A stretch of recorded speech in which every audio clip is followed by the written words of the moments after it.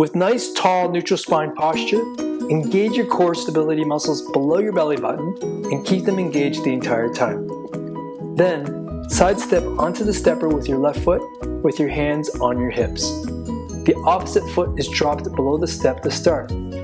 Hike that right foot up and level with your left foot that's on the stepper by pushing through the left heel and squeezing the left gluteus medius muscle. This contraction will cause your right hip to come up level with the left side and allow you to feel that good muscle burn in your left butt.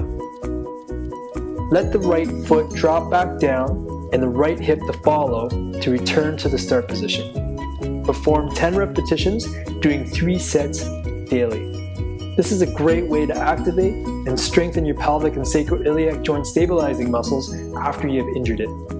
If you experience any pain or have any problems doing this exercise, consult your local physiotherapist before continuing.